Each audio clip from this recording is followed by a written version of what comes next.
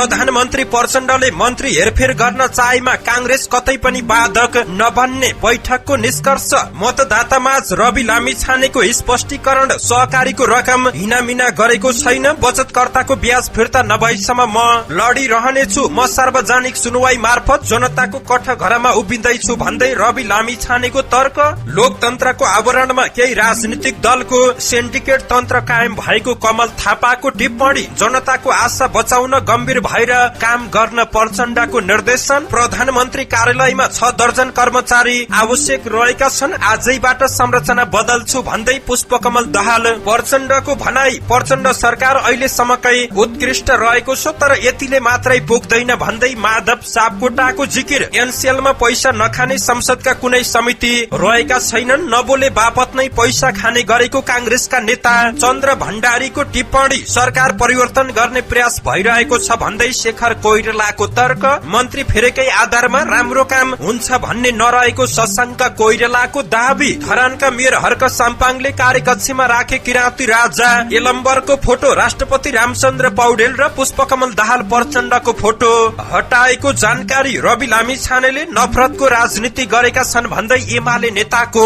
आरोप। प्रधानमन्त्री कार्यालयका 68 जना कर्मचारीको दरबन्दी कटौती गर्ने सरकारको निर्णय। एनसीएलको शेयर खरिद बिक्री बारे अध्ययन प्रतिवेदन आएपछि निर्णय लिने जानकारी। गहुँको न्यूनतम समर्थन मूल्य प्रति क्विन्टल 3650 रुपियाँ तोक्ने सरकारको निर्णय। संसदको अवहेलना गर्नेलाई पुनः पदमा जानको लागि नमिल्ने निर्णय बनाउनु पर्ने संसद। योगेश भट्टराईको तर्क, 11 महिनापछि आयो यति एयरलाइन्सको विमान दुर्घटनाको प्रतिवेदन। पाइलटकै कमजोरी, मानवीय त्रुटि भएको जानकारी। पोखरामा दुर्घटनाग्रस्त यति एयरलाइन्सको जहाज 28,731 घण्टा आकाशमा उडेको जानकारी। एयर कार्गो मार्फत आएको 1 किलो गाँजा बरामद गरियो। क्रिकेटर सन्दीप लामिछाने विरुद्धको मुद्दा बिहीबार पनि हेर्दा हेर्दैमा विराटनगरमा स्रोत नखुलेको 19,90,000 नगद सहित 1 जना परे पक्राउ। पोखरामा जुत्ताको तुनाले घाँटीमा कसेर श्रीमतीको हत्या गरियो। भोजपुरमा शिक्षकमाथि निर्घात कुटपिट भएको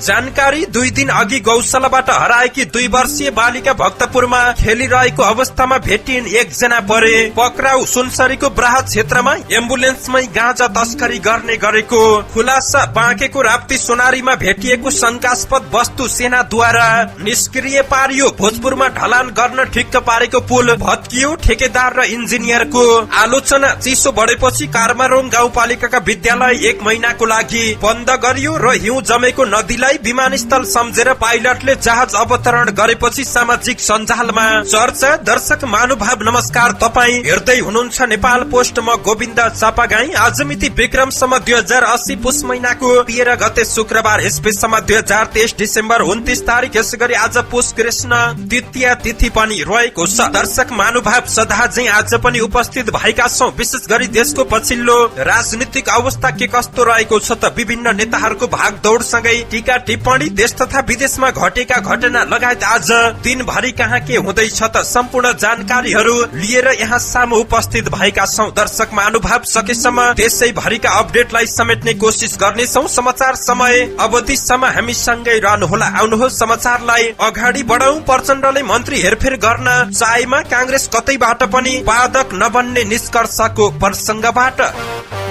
सत्ता साझेदार नेपाली कांग्रेसले प्रधानमन्त्री प्रचण्डले मन्त्री हेरफेर गर्न चाहे आफू बाधक नबन्ने बताएको छ। पार्टी केन्द्रीय कार्यालय सानेपामा बिहीबार बसेको केन्द्रीय समिति बैठकपछि संचारकर्मीसँग कुराकानी गर्दै कांग्रेसका नेता मीनबहादुर विश्वकर्माले गठबन्धन दलका शीर्ष नेताहरूसँगको परामर्शपछि प्रचण्डले मन्त्रीहरू हेरफेर गर्न सक्ने बताएका छन्। उनले मन्त्री हेरफेरको अधिकार प्रचण्डको भएकाले जुनसुकै बेला पनि हेरफेर गर्न सक्ने बताएका छन्। उनले भने मन्त्री हेरफेरको अधिकार प्रधानमन्त्री प्रचण्डको हो। संसदीय व्यवस्था भनेको प्रधानमन्त्रीय व्यवस्था हो। प्रचण्डले आफूलाई असहज भएमा गठबन्धन दलका शीर्ष नेताहरूसँगको परामर्शबाट जुनसुकै बेलामा मन्त्री हेरफेर गर्न सक्ने प्रावधानमा कांग्रेस अवरोध बन्दैन। कांग्रेस केन्द्रीय समितिको बैठकमा महामन्त्री विश्वप्रकाश शर्माले पार्टीको प्रस्ताव पेश गरेको पनि नेता विश्वकर्माले जानकारी दिएका छन्। प्रस्तावमा पार्टीको सांगठनिक गतिविधि, महासमितिको तयारी, मेलमिलाप दिवस, समुदायमा कांग्रेस कार्यक्रम, मन्त्रालयका कार्य सम्पादनमा भएका विषयहरूमा मन्त्रीको धारणा सुन्ने र त्यसमाथि छलफल शुरू गर्ने काम भएको पनि उनले जानकारी दिएका छन्। राजसपा सभापति रवि लामिछानेले नियतवश आफूले कहीँ कतै सहकारीको हिनामिना गर्ने कार्यमा संलग्नता नभएको स्पष्टीकरण दिएका छन्। निर्वाचन क्षेत्र चितवन 2 मा मतदातामाझ आयोजित सार्वजनिक सुनवाईमा बोल्दै उनले आफ्नो बारे भएको टीका टिप्पणी प्रति गम्भीर ध्यान आकर्षण भएको जानकारी दिएका छन्। उनले सहकारीका बचतकर्ताहरूको पैसा ब्याजसम्म फिर्ता नहुँदासम्म लड्ने प्रतिबद्धता गरेका छन्। सभापति रवि लामिछानेले सहकारी घोटालामा आफ्नो प्रत्यक्ष संलग्नता भनेर पहिलो पृष्ठमा ठूला शीर्षक राखेर समाचार आएपछि अप्रत्यक्ष प्रमाण देखाएर नपुग्ने भन्दै कान्तिपुर विरुद्ध कड़ा रूपमा प्रस्तुत भएका छन्। उनले अब कान्तिपुर आफूले जवाब दिइरहनु पर्ने हैसियतमा नरहेको पनि उल्लेख गरेका छन्। लामिछानेले फेसबुक मार्फत आफ्नो पछिल्लो धारणा पनि सार्वजनिक गरिसकेका छन्। राष्ट्रिय प्रजातन्त्र पार्टी राप्रपा नेपालका अध्यक्ष कमल थापाले लोकतन्त्रको आवरणमा अहिले केही राजनीतिक दलहरूको सिन्डिकेट तन्त्र कायम भएको टिप्पणी गरेका छन्। बिहीबार काठमाडौँमा आयोजित राप्रपा नेपालको मध्यमाञ्चल स्तरीय भेला तथा प्रशिक्षण कार्यक्रमलाई सम्बोधन गर्दै अध्यक्ष थापाले राजनीतिक परिवर्तन भएको 17 वर्ष पुगिसक्दा पनि जनता मालिक हुनुको सट्टा लोकतन्त्रको आवरणमा अहिले केही राजनीतिक दलहरूको सिन्डिकेट तन्त्र कायम भएको र प्रजातन्त्र बलियो हुनुको सट्टा सर्वसत्तावाद हावी भएको टिप्पणी गरेका छन्। उनले अहिले संघीय गणतन्त्र भ्रष्टतन्त्र र तस्कर तन्त्रमा परिणत भएको भन्दै विदेशी शक्तिहरूको चलखेल र प्रभाव तीव्र रूपले बढ्नुका साथै नेपाल अन्तर्राष्ट्रिय महाशक्तिहरूको रणनीतिक प्रतिस्पर्धा स्थल भएको पनि टिप्पणी गरेका छन्। अध्यक्ष थापाले धर्म परिवर्तनको डडेलोले देशलाई तहस नहस पारिरहेको भन्दै सनातन धर्म संस्कृति र परम्परामाथि योजनाबद्ध र संगठित रूपले आक्रमण भइरहेको पनि टिप्पणी गरेका छन्। प्रधानमन्त्री पुष्पकमल दाहाल प्रचण्डले जनताको आशा बचाउन गम्भीर भएर काम गर्नुपर्ने बताएका छन्। मन्त्री परिषदको कार्यालयमा बिहीबार भौतिक पूर्वाधार तथा यातायात मन्त्रालयसँग सम्बन्धित छलफलको क्रममा उनले आगामी वर्षको नीति कार्यक्रम र बजेट निर्माण प्रक्रियामा गुणात्मक परिवर्तन गरिने उल्लेख गरेका छन्। प्रचण्डले जिम्मेवार निकायले प्रधानमन्त्रीको निर्देशनलाई पालना गर्नुको कुनै विकल्प नभएको बताएका छन्। हाम्रो जिम्मेवारी राष्ट्र बनाउनु रहेको छ, जनताको आशा बचाउन पनि हामीले गम्भीर रूपमा काम गर्नुपर्छ। उनले भने यतातर्फ गम्भीरतापूर्वक सोच्नु होला, हामीले काम गर्न सक्दैनौ भने ठाउँ ओगटी रहन पनि जरुरी रहेको छैन। यसमा प्रष्ट हुन पनि आग्रह गर्दछु। आफूले देशवासीको नाममा गरेको सम्बोधन सरकारको आगामी वर्षको मार्गचित्र भएको पनि दाहालको भनाई रहेको छ। यसैगरी दाहाल प्रचण्डले आफ्नो कार्यालयमा 6 दर्जन कर्मचारी आवश्यक रहेको भन्दै प्रधानमन्त्री कार्यालयको संरचना बदल्ने घोषणा गरेका छन्। प्रधानमन्त्री कार्यालय जति व्यवस्थित हिसाबले लैजानु पर्ने हो त्यसमा आफ्ना सीमाको महसुस गरेको छु। प्रचण्डले आफ्नो कार्यालयसँगै सचिवालयमा पनि उल्लेख्य हेरफेर गर्ने संकेत दिएका छन्। 1 वर्षीय अनुभवले आफूलाई हेरफेरको आवश्यकता महसुस भएको पनि प्रचण्डको भनाई रहेको छ। उनले मन्त्रीहरू समेत हेरफेर गर्ने संकेत गरे पनि गठबन्धन भित्र त्यस्तो नगर्न दबाव पैदा भएको संकेत पनि गरेका छन्। सत्तारूढ़ दल नेकपा माओवादी केन्द्रका युवा नेता तथा सांसद माधव सापकोटाले पुष्पकमल दाहाल प्रचण्ड नेतृत्वको वर्तमान सरकारको 1 वर्ष अहिलेसम्मकै उत्कृष्ट र सफल भएको दावी गरेका छन्। बिहीबार राजधानीको संवाद डबलीमा बोल्दै सांसद सापकोटाले नयाँ भनिएका धरातल बिनाका दलहरूको स्टन्ट र हल्ला धेरै समय नटिक्ने ठोकुवा समेत गरेका छन्। उनले प्रचण्ड नेतृत्वको सरकार अत्यन्तै सफल भए पनि आउँदो समय थप गतिवान हुनुपर्ने बताएका छन्। परिवर्तन विरोधी शक्तिहरूले हल्ला फैलाए जस्तै वर्तमान सरकार असफल र कमजोर नभएको बताउँदै उनले भने राष्ट्र बैंकले सार्वजनिक गरेको तथ्याङ्कलाई आधार मानियो भने मुद्रा सञ्चित ह्वात्तै बढेको, व्यापार घाटा क्रमशः सुधार हुँदै गएको, भारतसँग ऐतिहासिक विद्युत व्यापार सम्झौता लगायतले प्रचण्ड सरकार अहिलेसम्मकै उत्कृष्ट हुने प्रष्ट हुने पनि उनको भनाई रहेको छ। नेपाली कांग्रेसका सांसद चन्द्र भण्डारीले एनसीएल प्रकरणमा उच्च राजनीतिक र प्रशासनिक नेतृत्व मात्र नभएर संसदका समितिहरू पनि पैसामा बिकेको आरोप लगाएका छन्। एनसीएल शेयर बिक्री बारे प्रतिनिधि सभा अन्तर्गतको शिक्षा, स्वास्थ्य तथा सूचना प्रविधि समितिमा भएको छलफलमा सांसद भण्डारीले अधिकार क्षेत्र मिचेर कतिपय समितिले यसबारे निर्णय गरेको भन्दै सबैले पैसा खाएको आरोप लगाएका छन्। भण्डारीले भने विगतमा पनि मैले देखेको छु र भोगेको छु, अर्को समितिले गएर निर्णय गरेको छ। पैसा नखाने त कुनै पनि समिति नै भएनन्, मौन बस्न पनि यिनले विगतमा पैसा मागेको मैले देखेको छु। भण्डारीले अधिकार विहीन समितिहरूको चहल पहल र बहसमा कुनै खोट नभएको दावी गरेका छन्। अहिलेसम्म एनसेल प्रकरणमा राज्य व्यवस्था समिति र लेखा समितिले छलफल गरेर निर्देशन दिएका छन्। नेपाली कांग्रेसका नेता डाक्टर शेखर कोइरालाले ठूलो भ्रष्टाचारको काण्डहरूमा ठूला नेताहरूको हात रहेको दावी गरेका छन्। नेपाल प्रेस युनियन 5 थरले फिदिममा आयोजना गरेको पत्रकार सम्मेलनमा कोइरालाले भ्रष्टाचारको काण्डमा नेताहरूको नाम मुछिएपछि ढाकछोप गरिएको आरोप लगाएका छन्। सुन काण्डमा ठूला नेता मुछिएपछि सामसुम भयो। पार्टीको केन्द्रीय समिति बैठक छाडेर 5 थर पुगेका कोइरालाले भने एनसीएल खरिद बिक्री काण्डमा पनि त्यस्तै भएको छ। देशमा दलका नेता, व्यापारी र कर्मचारीहरू मिलेर ठूला ठूला भ्रष्टाचार गरेको उनको आरोप रहेको छ। उनले अहिलेको सरकारले देशलाई निकास दिन नसकेको पनि टिप्पणी गरेका छन्। देशलाई बचाउन सरकार परिवर्तन अपरिहार्य भइसकेको छ। संसदीय व्यवस्थामा गणितको खेल राम्रो हुन्छ। राम्रो सरकार निर्माणको लागि हामीले पहल गरिरहेका छौं, शेखर कोइरालाको भनाइ रहेको छ। यसै गरी नेपाली कांग्रेसका नेता शशाङ्क कोइरालाले मन्त्री परिवर्तन गरेर राम्रो काम हुन्छ भन्ने ग्यारेन्टी नभएको बताएका छन्। कोइरालाले भने मन्त्रीहरूका काम त राम्रो छैन, तर मान्छे परिवर्तन गरेर राम्रो काम हुन्छ भनेर के ग्यारेन्टी छ र भन्दै उनले प्रश्न पनि गरेका छन्। उनले मन्त्री भएपछि के काम गर्ने भन्ने प्रष्ट नीति हुनुपर्ने बताएका छन्। समयमा नीति तय गरेर नीति अनुसार काम गर्नु पर्यो भन्ने मेरो भनाइ रहेको छ। आफू मन्त्री नबन्ने पनि कोइरालाको भनाइ रहेको छ। अहिलेका मन्त्रीहरूले काम गर्न सकेका छैनन्, किन काम गर्न सकेनन् म भन्न सक्दिन। के काम गर्ने पहिले नै तय गरेर आउनु पर्छ। उनले अहिले भएकै मन्त्रीबाट काम लिन सक्नु पर्ने पनि बताएका छन्। धरान उपमहानगरपालिकाका प्रमुख हर्क साम्पाङले आफ्नो कार्यकक्षबाट राष्ट्रपति रामचन्द्र पौडेल र पुष्पकमल दाहाल प्रचण्डको फोटो हटाएका छन्। साम्पाङले बुधबार देशका दुवै शीर्ष व्यक्तिको फोटो आफ्नो कार्यकक्षबाट हटाउने घोषणा गरेका थिए। बुधबार सामाजिक सञ्जालमा स्ट्याटस लेख्दै यसबारे पूर्व घोषणा गरेका छन्। त्यसै बमोजिम उनले बिहिबार राष्ट्रपति र प्रधानमन्त्रीको फोटो हटाउँदै किराँती राजा यलम्बरको फोटो टाँसेका छन्। मेयर साम्पाङले सामाजिक सञ्जालमा लेखेका थिए, भोलि म राष्ट्रपति र प्रधानमन्त्रीको फोटो हटाएर इलम्बरको फोटो राख्दैछु। जुन दिन केन्द्रले धरानलाई महत्व दिन्छ त्यो दिन पुनः उनीहरूकै फोटो टाँस्नेछु, जय देश भन्दै उनले लेखेका थिए। धरानको विकासको लागि आफूले मागे अनुसारको बजेट र सहयोग नगरेको गुनासो गर्दै आएका उनले यसअघि पनि विवादित स्ट्याटस लेख्दै आएका छन्। नेकपा एमालेका प्रभावशाली नेता विष्णु रिजालले राष्ट्रिय स्वतन्त्र पार्टीका सभापति रवि लामिछानेले नफरतको राजनीति गरेको आरोप लगाएका छन्। सामाजिक सञ्जाल फेसबुक मार्फत नेता रिजालले सहकारीको विषयमा लामिछानेले अब जति ठूलो स्वरले चिच्चाए पनि र मिडियालाई गाली गरे पनि लुकाउन नसक्ने टिप्पणी गरेका छन्। रविजीले सबै नेता अयोग्य हुन्, लुटेरा हुन्, अपारदर्शी रहेका छन्, पुराना दल र नेताले सक्दैनन्, त्यसकारण म योग्य रहेको छु, म नयाँ छु, मैले मात्र गर्न सक्छु भन्ने भाष्य खडा गरेर नफरतको राजनीति गरेका छन्। त्यसको एउटा झलक पोखरामा आफै पनि भोगिसकेका छन्। नागरिकता, व्यक्तिगत जीवनका अरू कुरा छाडिदेऊ, सहकारीको सन्दर्भमा आएका विषयहरू जति ठूलो स्वरले चिच्चाए पनि मिडियालाई गाली गरे पनि लुकाउन सकिँदैन। गल्ती भएपछि साइबर सेनाको सहायताले होइन, कानून अनुसार सल्टाएर मुक्ति पाइने पनि उनको भनाइ रहेको छ।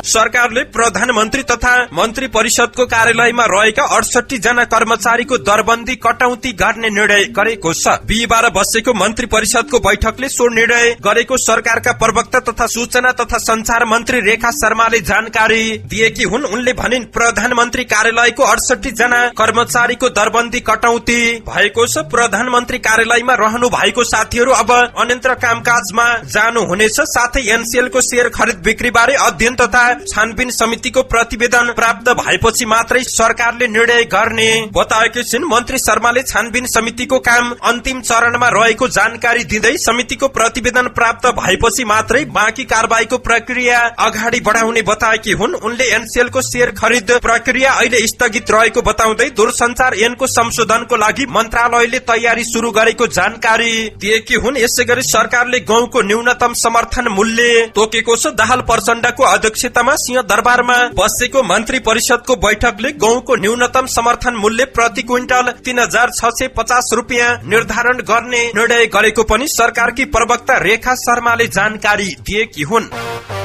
प्रमुख प्रतिपक्षी दल नेकपा एमालेका सांसद योगेश भट्टराईले संसदको अवहेलना गर्ने अधिकारीलाई पुनः कुनै पनि सार्वजनिक पदमा जान नमिल्ने व्यवस्था गर्नुपर्ने बताएका छन्। प्रतिनिधि सभा अन्तर्गतको सार्वजनिक लेखा समितिको बिहिबार बैठकमा उनले संसदहरूका प्रश्नबाट नेपाल धितोपत्र बोर्डका अध्यक्ष भाग्न खोजेको आरोप लगाएका छन्। बोर्डका अध्यक्ष रमेश कुमार हमाललाई समितिको यो बैठकमा बोलाइएको थियो तर उनी अनुपस्थित भएका छन्। उनको अनुपस्थिति संसदको अवहेलना भएको सांसद भट्टराईको भनाई रहेको छ। संसदको अवहेलना गर्नेलाई सार्वजनिक पदमा जान नमिल्ने व्यवस्था गरिदिनुपर्छ। सांसदहरूको प्रश्नबाट अध्यक्ष रमेश कुमार हमाल भागे उनको भनाई रहेको छ। बिदा कहिले बस्ने भन्ने व्यवस्था रहेको छ। अघिल्लो दिनसम्म काम गरेर पनि ऐन किन छिटो छिटो संशोधन गर्नुपर्ने, कसरी काम गर्न असहज भयो भन्दै उनले प्रश्न गरेका छन्।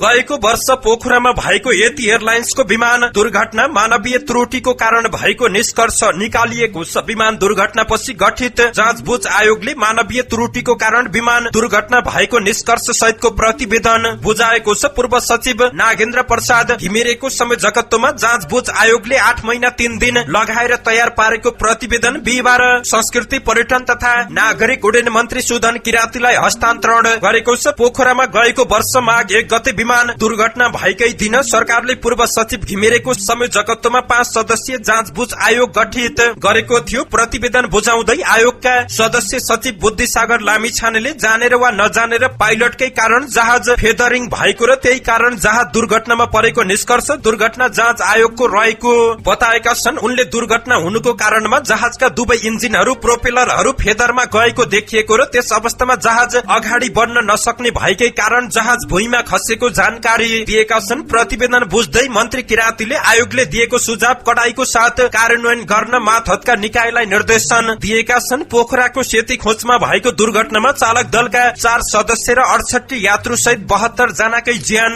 गएको छ। जहाज दुर्घटना भएको 11 महिनापछि अन्तिम अध्ययन प्रतिवेदन बुझाएको समितिले सन् 2007 अगस्तमा बनेको जहाजले जम्मा 28,731 घण्टा 33 मिनट दुर्घटनाको समयसम्म मात्र उडान भरेको जानकारी प्राप्त भएको छ। उत्पादन गरेको जहाज 30,104 साइकल उडेको अध्ययन समितिले प्रतिवेदनमा उल्लेख गरेको छ। जबकि जहाजको नियमित चेक जाँच सर्भिसिङको समय समेत 2023 अप्रिल 24 सम्म रहेको र समय अघि नै प्राविधिक समस्या नरहेकै अवस्थामा 14 जनवरी 2023 मा नै जहाज दुर्घटनामा परेको समितिले प्रतिवेदनमा उल्लेख गरेको छ। प्राविधिक रूपमा प्राय जहाज ठिकठाक रहेकै अवस्थामा मौसम समेत अनुकूल रहेको तर चालकको छोटो र कठिन निर्णयका बावजुद जहाज दुर्घटना पर्न गएको अध्ययन समितिको निष्कर्ष रहेको छ। त्रिभुवन विमानस्थलमा कार्गो मार्फत आएको 1 किलो 160 ग्राम गाँजा बरामद भएको छ। त्रिभुवन अन्तर्राष्ट्रिय विमानस्थल भन्सार कार्यालयले कार्गो मार्फत आएको गाँजा बरामद गरेको प्रमुख भन्सार प्रशासक टोकराज पाण्डेले जानकारी दिएका छन्। उनका अनुसार दिल्ली बजार हुलाक भन्सार कार्यालयलाई शंका लागेपछि गएर जाँच गर्दा गाँजा बरामद भएको थियो। बरामद गाँजाको पार्सल अमेरिकाबाट आएको पाइएको पनि उनले बताएका छन्। थप अनुसन्धानको लागि बरामद गाँजालाई लागु औषध नियन्त्रण ब्युरोलाई बुझाउने तयारी रहेको छ। क्रिकेटर सन्दीप लामिछाने विरुद्धको बलात्कार मुद्दामा हिजो बिहिबार पनि जिल्ला अदालत काठमाडौँमा सुनवाईले नै निरन्तरता पाएको छ। सुनवाई नसकिएपछि न्यायाधीश शिशिर राज ढकालको इजलासले मुद्दालाई शुक्रबारको लागि हेर्दैमा राखेको छ। सरकारी वकिल र गौशाला 26 को तर्फबाट कानून व्यवसायीहरूको बहस पछि बिहिबार सन्दीपका तर्फबाट कानून व्यवसायीहरूले बहस गरेका थिए। बहस नसकिएकाले शुक्रबार पनि सन्दीपका कानून व्यवसायीहरूले पालो पाउनेछन्। सन्दीपका कानून व्यवसायीहरूको बहसपछि सरकारी वकिलले जवाफी बहस गर्ने पालो पाउनेछन्। त्यसपछि इजलासले निर्णय सुनाउने पनि जानकारी प्राप्त भएको छ। विराटनगरमा स्रोत नखुलेको 19,90,000 नगद सहित 1 जना पक्राउ परेका छन्। विराटनगर महानगरपालिका 6 केशलिया मार्गमा को 7/52-21 नम्बरको मोटरसाइकलमा सवार व्यक्तिबाट स्रोत नखुलेको नेपाली नगद सहित पक्राउ गरिएको जिल्ला प्रहरी कार्यालय मोरङले जानकारी दिएको छ। पक्राउ परेका शाहलाई बरामद गरिएको नगद र मोटरसाइकल सहित आवश्यक कारबाहीको लागि राजस्व अनुसन्धान कार्यालय इटहरी सुनसरी पठाइएको दाहालको भनाई रहेको छ। यसअघि हुण्डी सम्बन्धी कारोबार गर्ने एक 16 वर्षीय बालक विराटनगर 15 सुडी बस्ती बस्ने धर्मानन्द शाह र विराटनगर 15 बस्ने रञ्जित कुमार शाहलाई पक्राउ गरी राजस्व अनुसन्धान कार्यालय इटहरी सुनसरीमा बुझाइएको पनि डीएसपी दाहालको भनाई रहेको छ।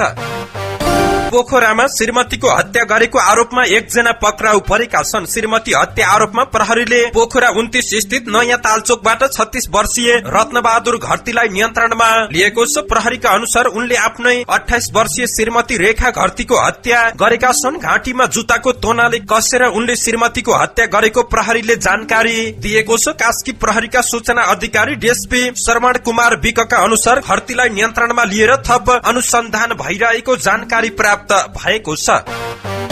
सामान्य भनाभनको क्रममा शिक्षक माथि नै निर्घात कुटपिट गरिएको छ। भोजपुरको सडानन्द नगरपालिका 4 तिङ्ला बजार स्थित अरुण माविका शिक्षक नीलबहादुर चौहान माथि कुटपिट भएको छ। गत शनिबार विद्यालयको काम सकाएर बजार जाने क्रममा सामान्य भनाभन भएपछि स्थानीय पवन राईले शिक्षक चौहान माथि मरणासन्न हुने गरी कुटपिट गरेका थिए। कुटपिटबाट गम्भीर घाइते चौहानलाई धरान स्थित बीपी कोइराला स्वास्थ्य विज्ञान प्रतिष्ठान लगिएको छ। कुटपिट पछि ज्यान मार्ने धम्की समेत दिएपछि पीडित परिवारले राईमाथि कडा भन्दा कडा कानूनी कारबाही र उपचार क्षतिपूर्तिको माग गरेका छन्। दिन दहाड़ै ज्यान मार्ने धम्की सहित निर्घात कुटपिट भएको छ। न्याय र ज्यानको सुरक्षाको लागि सम्बन्धित निकायमा माग गर्दछौं पीडितका आफन्तको भनाई रहेको छ। शिक्षक चौहानमाथि भएको कुटपिट प्रति आपत्ति जनाउँदै शिक्षक महासंघले दोषी राईमाथि कानूनी कारबाहीको जोरदार माग गरेको छ।